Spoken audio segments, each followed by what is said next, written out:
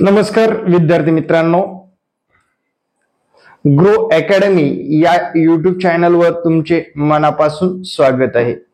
विद्यार्थी मित्रांनो, अभ्यासातील गॅप असेल, परीक्षेचं अपडेट येत नाही म्हणून अभ्यास न करणे असेल, टेट एक्झाम होणार आहे का नाही याबद्दल संभ्रम असेल, टीईटी एक्झाम होईल का नाही याबद्दल शंका निर्माण झालेली असेल, मागची शिक्षक भरती झालेली आहे तर पुढे शिक्षक भरती होणार का याबद्दल सुद्धा आपण या व्हिडिओमध्ये सविस्तर चर्चा करणार आहोत। तत्पूर्वी चॅनलला नवीन असाल तर चॅनलला सबस्क्राईब करायला विसरू नका आणि व्हिडिओ पूर्ण बघून कमेंट सुद्धा करा, तुम्हाला व्हिडिओ कसा वाटला आणि आपण देतोय ते अपडेट तुम्हाला योग्य दिशेने नेतायत का। आता सुरुवातच करणार आहोत मित्रांनो। 2014 पासून ते 2017 ला एकदा भरती झाली, 2022 ला भरती झाली, 2022 ची 23 मध्ये पूर्ण अजून झालेली नाही, 24 उजळलं, 24चं अर्धा वर्ष गेलं, त्याच्या पुढे भरती येईल का हा जो काही मनामध्ये संभ्रम आहे तो संभ्रम एकदा काढून टाका मित्रांनो। भविष्यामध्ये शिक्षक भरत्या, आरोग्य भरती, त्यानंतर गृह विभाग याच्यामधल्या रिक्त पदावर जास्त काम केलं जाणार आहे, कारण सुरक्षेच्या दृष्टीने गृह विभाग महत्वाचा आहे, आरोग्याच्या दृष्टीने आरोग्य विभाग महत्वाचा आहे सरकारला, आणि शिक्षणाचा जी काही पातळी घसरलेली आहे महाराष्ट्रामध्ये त्याच्यामध्ये सुधारणा करण्यासाठी सरकारला त्या क्षेत्रात सुद्धा काम करावं लागेल। गव्हर्नमेंट टीचर भरावेच लागतील। रिक्त पदाचा एवढा मोठा पाऊस असताना ते सगळ्या रिक्त पदा भरण्यासाठी टप्प्याटप्प्याने का होणार येत्या काळामध्ये या पदसंख्येसाठी जागा येत राहतील। त्यावेळेस जर आपण अभ्यास केला किंवा परीक्षा अपडेट आल्यानंतर जर अभ्यासाला सुरुवात केली तर नक्कीच यश मिळणं अवघड आहे मित्रांनो। आतापासून थोडं थोडं केलात नक्कीच तुम्हाला यश मिळायला सुद्धा अवघड जाणार नाही। आता बरेच जर विद्यार्थी बघितले, आता महिलांचा टक्का जर बघितला मित्रांनो, माझ्या ज्या अनुभवानुसार महिला साधारण 85% महिला डीएड बीएड केलेले आहेत, बरोबर। डीएड आणि बीएड म्हणजे 100% डीएड बीएड पैकी 85% महिला वर्ग आहे। आणि तसेच बघा पुरुष वर्ग जर बघितला, पुरुष वर्ग 15% आहे। तर याचं कारण सांगतो, याच्या मागे सुद्धा एक रिझन आहे। डीएड बीएड करणाऱ्यांचा टक्का जो काय होता महिलांचा जास्त आहे, आणि महिलांना एखादं कुठले छोटं मोठं अपडेट भेटलं की परीक्षा होणार नाही, वर्षभर तेच लक्षात ठेवतात, परीक्षा होणार नाही, परीक्षा होणार नाही, परीक्षा होणार नाही, परीक्षेमध्ये घोटाळा झाला, अरे पण कोणत्या वर्षी झाला, कोणतं वर्ष कोणतं होतं, त्याच्यामध्ये का होऊन झाला याची माहिती काढत नाहीत आणि ते तिथंच राहतात। मग दिवस उजळून जातात, दिवस उलटून जातात, 14 वर्ष झालं, 12 वर्ष झालं, अभ्यासामध्ये खंड पडलेला आहे, आणि आपल्या शेजारचं कुणीतरी लागलेलं असतं। मग लगेच शेजारचं कुणीतरी अपडेट राहून आपल्या नातेवाईकामधलं शेजारचं लागल्यानंतर यांचे डोळे उघडतात की अरे यार आपण सुद्धा डीएड बीएड केलं होतं आणि आपल्याला सुद्धा करणं गरजेचं होतं। पण येणारी आगामी संधी तुमच्यासाठी चालून येत आहे, त्यासाठी आतापासून तुम्हाला या टीईटी सारख्या, सीटीईटी सारख्या परीक्षा पास करून बसायचे, लक्षात घ्या। टीईटी सारख्या, सीटीईटी सारख्या परीक्षा पास करायची। आता बरेच जण मला नाव ठेवतात की सर तुम्ही क्लास चालण्यासाठी असं अपडेट देता। अरे मित्रांनो, तुम्हाला मी अपडेट देतो, अपडेट पुरतं मर्यादित राहा ना, क्लास लावू नका तुम्हाला लावायचं नसेल तर। पण मी काय सांगतोय, अभ्यास करणं गरजेचंच आहे, त्याच्याशिवाय तुम्हाला असं वरदान भेटणार नाही किंवा तुमच्या नशिबाने जॉब लागणार नाही, लक्षात घ्या। आता महाराष्ट्रामध्ये टीईटी सारख्या आणि टेट एक्झाम सारख्या कॉम्पिटिशन जर बघितलं, 10,000 5,000 जेव्हा जागा येतात त्यांना कॉम्पिटिशन मध्ये जेव्हा उतरलं जातं तेव्हा एक साधारण एका पदासाठी 10 ते 12 लोकांचंच कॉम्पिटिशन असतं।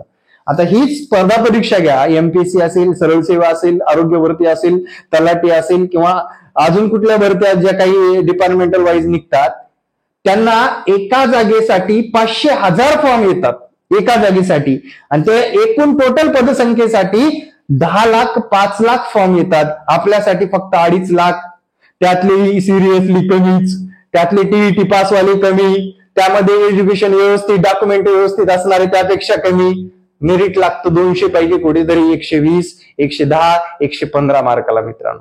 तेच दुसऱ्या एक्झाम 200 मार्काचे असतील त्यांचं मेरिट किती लागतं मित्रांनो, जे की 190, 180। मग तुम्ही काय या क्षेत्रामध्ये येऊन सुद्धा या क्षेत्राकडे का वळत नाही, या क्षेत्रामध्ये आतापासून का करत नाही, याच्यासाठीच मित्रांनो आपण कळकळीने सांगत असतो आणि विद्यार्थ्यांना फ्लो मध्ये आणतो. आणि फ्लो मध्ये आणण्यासाठी एक क्लासची आवश्यकता असते आणि त्या क्लासच्या माध्यमातून मी तुम्हाला मार्गदर्शन करतो. आता सध्या माझ्याकडे 1200 विद्यार्थी मार्गदर्शन घेत आहेत मित्रांनो. किती? 1200 विद्यार्थी मार्गदर्शन. काहीतरी आपल्याकडे आहे म्हणूनच घेत आहेत ना. कारण ऑनलाईन क्लास लाईव्ह असतात, त्याच रेकॉर्ड सुद्धा मिळतं, त्याच्यासोबत नोट्स दिल्या जातात, क्वेश्चन पेपर अनालाइज केलं जातं, क्वेश्चन पेपर सोडवून घेतले जातात, विद्यार्थ्यांना योग्य दिशा दिली जाते, पास होण्याची गॅरंटी दिली जाते आणि विद्यार्थ्यांना एक वेगळाच कॉन्फिडन्स दिला जातो, जे की त्यांच्या आजपर्यंतच्या आयुष्यामध्ये नकारात्मक विचार करत आले होते, पण ते आता पॉझिटिव्ह व्हायला लागले आणि येत्या काळामध्ये ते कॉन्फिडेंटली सांगू शकतात की 100% आम्ही परीक्षा पास करू. कारण आम्हाला परीक्षा पास केल्यानंतरचे दिवस आठवत आहेत, परीक्षा पास झाल्यानंतर नोकरी लागल्यानंतरचे दिवस आठवत आहेत. आधीचे दिवस सोडून द्या, भूतकाळ आपला गेलेलाच आहे, पण भविष्यकाळ घडवण्यासाठी जर आपण डोकं लावलं तर नक्कीच यश मिळवण्यापासून आपण दूर राहणार नाही, एवढंच सांगू इच्छितो. ज्या विद्यार्थ्यांना क्लास लावायचे त्यांनी मला या संपर्क क्रमांकावर संपर्क साधावा, 9665484048. आता तयारी कशी करायची लक्षात घ्या. याच्यामध्ये तयारी कशी करायची, कसा अभ्यास करायचा, हा नंबर माझा व्हॉट्सअप आहे मित्रांनो, व्हॉट्सअप केला तरी चालेल. आता तयारी करत असताना तुमच्या पुढे टार्गेट काय रे पोरांनो? एक तर आहे तुमची पात्रता परीक्षा, टीईटी किंवा सीटीईटी परीक्षा आहे आणि टेट एक्झाम आहे. टेट म्हणजे शिक्षक अभियोग्यता चाचणी. या दोन्ही परीक्षा करायच्या, लक्षात घ्या. या पात्रता परीक्षेमध्ये तुम्हाला बंधन आहे की बाबा 90 मार्क पडले, विषय संपला. 90 मार्क पडले म्हणजे आपण पात्रता परीक्षा पास झालो, 1ली ते 8वी वर्गापर्यंत आपण सिलेक्ट होणार आहोत, एवढंच टार्गेट आहे. याच्यामध्ये फर्स्ट पेपरला 5 विषय, सेकंड पेपरला सुद्धा विज्ञान सायन्सला 5 विषय आणि सोशल सायन्सला 4 विषय, असे विषय ठरवून दिलेले आहेत. त्या विषयामधले आपले प्लस पॉईंट शोधणं गरजेचं आहे. आपले प्लस पॉईंट मधले कोणते विषय आहेत? आपल्या लँग्वेज प्लस पॉईंट आहेत की आपलं हे आहे मॅथ सायन्स प्लस पॉईंट आहे की सामाजिक शास्त्र प्लस पॉईंट आहे? आता सामाजिक शास्त्रांच्या लोकांना कळकळीची विनंती आहे, तुम्ही त्या विषयाच्या नादी लागू नका. सामाजिक शास्त्राच्या 60 मार्कापैकी आपल्याला अवरेज 20-25 मार्क मिळवायचे, पण इतर विषय स्ट्रॉंग करा. मराठी सारखे, इंग्रजी सारखे, बालमानसशास्त्र सारखे 25-25 मार्क आले पाहिजेत या विषयामध्ये. कारण सोशल सायन्स मध्ये अनेक विषय दडलेले आहेत. भूगोल आहे, इतिहास आहे, पंचायत राज आहे, राज्यघटना आहे, विज्ञान आहे, पर्यावरण आहे, संगणक आहे, माहितीचा अधिकार आहे व इतर चालू घडामोडी आहेत, जे की करंट नॉलेजवर सुद्धा प्रश्न विचारले जातात. या सर्वांचा जर तुम्ही अभ्यास करत राहिलात मित्रांनो, तर तुमचे दिवस म्हणलं तर 2 वर्ष सुद्धा पुरायचे नाहीत. पण टेक्निकने जर अभ्यास केला तर टीईटी परीक्षा क्रॅक करण्यासाठी तुम्हाला हे 3 विषय वरदान ठरणार आहेत. त्यातला म्हणजे मराठी, इंग्रजी, बालमानसशास्त्र. आणि त्या सुद्धा विद्यार्थ्यांनी या विषयामध्ये टेट एक्झाम मध्ये जे काही मॅथ रिझनिंग आहे मित्रांनो, मॅथ आणि रिझनिंग आहे, याकडे जरा सिरियसली लक्ष द्या. मॅथ रिझनिंग कडे सिरियसली लक्ष द्या. काय झालं मागच्या भरतीमध्ये विद्यार्थ्यांना कमी मार्क आले. मॅथ रिझनिंग मध्ये एवढे कमी मार्क मिळवले त्या विद्यार्थ्यांनी स्कोरिंगला सुद्धा गाठू शकले नाहीत. मग चाले सुरू गुरुपर सरकार जागा व्यवस्थितच भरत नाही, कास्टवर अन्यायच केला जातो, अमक केलं जातं, टमक केलं जातं, जे बिनकामाचे गप्पा. एकही अपडेटेड व्यवस्थितरित्या गप्पा चालत नाहीत आणि नुसतंच आपण सरकारवर चिडून उपयोग नाही. आपण सुद्धा तयार होणं, त्या पद्धतीने तयार होणं गरजेचं आहे मित्रांनो. तरच येत्या काळामध्ये आपल्याला यश संपादन करता येतं. आणि बी मोटिवेट राहणं गरजेचं आहे, बी पॉझिटिव्ह राहणं गरजेचं आहे. आता अभ्यासक्रमाच्या बाबतीमध्ये तुम्ही दिवसभरामध्ये कितीही वेळ भेटू द्या, समजा तुम्हाला दिवसभरामध्ये 3 तास वेळ भेटतोय. आता ही टार्गेट कसं ठेवायचं बाबा? 3 तास वेळ आहे, 2 महिने आहेत आपल्याकडे सीटीईटी परीक्षा क्रॅक करण्यासाठी. किती? 2 महिने. आणि टीईटी एक्झाम करण्यासाठी साधारण 4 महिने आहेत आपल्याकडे. टेट एक्झाम साठी आपल्याकडे 6 महिने आहेत. मग दिवसभरामधले 3 तास द्या बरं तुम्ही रोजचे 3 तास काढून ठेवायचे की अभ्यासासाठी. प्रॉब्लेम सर्वांनाच आहेत, सर्वांनाच कामं असतात. कुणी नोकरी करतं, कुणी गृहिणी असतं, कुणाची मुलं बाळ लहान असतात, लग्न असतात, समारंभ असतात, बर्थडे असतो. त्यानंतर हे सगळं करून सुद्धा आपला एक स्पेसिफिक आपल्या करिअरसाठी वेळ दिला तरच आगामी काळामध्ये कुणाचे हात पाये धरायची गरज भासणार नाही. आता एवढं स्पष्ट आणि खणखणीत का बोलतोय? कारण तुम्हाला तुमची लाज वाढणारी नाही पाहिजे भविष्य काळामध्ये. शिक्षण एवढं झालेलं आहे, पण या शिक्षणापासून आपल्याला काय उपयोग होतोय? आणि आपलं शिक्षण असं आहे मित्रांनो, जे की समाजासाठी सदुपयोगी ठरणार आहे. गुरु परंपरा कधीपासून चालत आलेली आहे? जेव्हापासून ही सृष्टी निर्माण झालेली आहे तेव्हापासून परंपरा चालत आलेली आहे. मित्रांनो, मी तर म्हणेन प्रत्येक शिक्षकाने स्वतःचं भविष्य काळासाठी एक युट्यूब चॅनल, इंस्टाग्राम अकाउंट, त्यानंतर फेसबुक अकाउंट असणं सुद्धा गरजेचं आहे.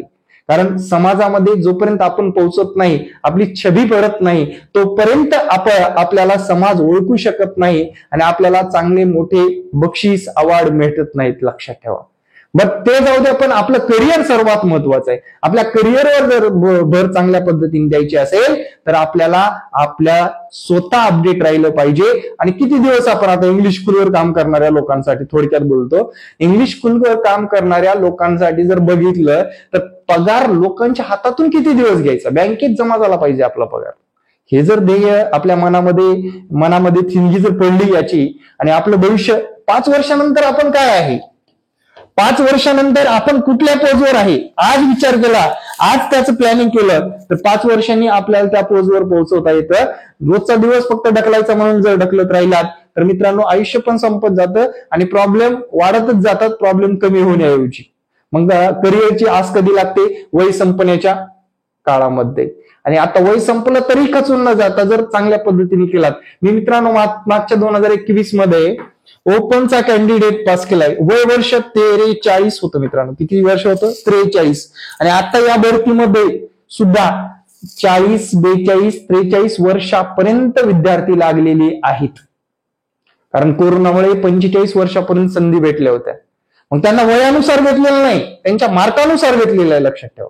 त्यांची मार्क मॅटर करत आहेत, त्यांचं वय मॅटर करत नाही मित्रांनो, लक्षात ठेवा. त्यांचे कुठलीच गोष्ट मॅटर करत नाही, दिसणं, वय, या गोष्टी नॉर्मल आहे. त्यांचे मार्क, त्यांच्या भावना मॅटर करत नाही, त्यांचे मार्क मॅटर करतात. त्यांचे मार्क स्कोरिंग काय आहे, त्यांनी कोणत्या परीक्षा पास केलेल्या आहेत हे मॅटर करतात. तुम्ही भावनिक होऊन काही बोललं राहाल की मी खूप दिवस झाले परीक्षा देते पण यश, अरे तुला यश मिळत नाही, तुला मार्क पडत नाही, त्या मार्कावर काम कर ना, त्या मार्कावर खंबीर राहणार. परीक्षा क्रॅक करायची ना, करून टाका. क्रॅक झाल्या, पात्रता परीक्षा क्रॅक झाली म्हणजे 1 ते 8 क्वालिफाय झालो आपण. टेट मध्ये एक टार्गेट ठेवा की मला 150 मार्क मिळवायचे, मला 100 मार्क मिळवायचे, मला 120 मार्क मिळवायचे, मला 160 मार्क मिळवायचे, मला 180 मार्क मिळवायचे. हे त्यानुसार जर प्लॅनिंग करत गेलात तर स्वतःमध्येच एक निर्माण ऊर्जा होते. आणि मित्रांनो त्यानुसार आपण वाटचाल करत राहतो. प्रिव्हियस क्वेश्चन असेल, आमच्यासारखे क्लासवाले असतील की ऑनलाईन घर बसले आपल्याला योग्य मार्गदर्शन देतात, या सर्वांचा आधार घ्यायचा आहे. माझा तरी एक दिवस सुद्धा खंड नसतो. लोकांचे काय, आता टीईटीचा अपडेट आला की चालू होतात, टीईटीचा अपडेट गेले की बंद पडतात, मध्येच विद्यार्थ्यांना गॅप देतात. असं नाही मित्रांनो, लक्षात ठेवा. आपलं कंटिन्युअसली चालू. टीईटीचा अपडेट येऊ द्या. टीईटीच्या अपडेट अगोदर 4 महिन्यापासून, आणि मित्रांनो टेट एक्झामला 6 महिन्या अगोदर पासून आपण विद्यार्थ्याकडून तयारी करून घेतो. आणि विद्यार्थ्यांना एक प्रोत्साहन, मोटिवेट, फ्लो मध्ये आणणे, विद्यार्थ्यांना जबरदस्त तयारी करून घेणे, हेच आपलं ध्येय आहे. ग्रो अकॅडमीचा हा व्हिडिओ कसा वाटला नक्कीच कमेंटमध्ये सांगायला विसरू नका. जास्तीत जास्त लोकांना शेअर करा मित्रांनो. आणि येणारे प्रत्येक व्हिडिओ पाहण्यासाठी आपल्या चॅनलला लाईक, सबस्क्राईब, शेअर करा. धन्यवाद. जय हिंद, जय महाराष्ट्र. भेटू नेक्स्ट व्हिडिओमध्ये. धन्यवाद.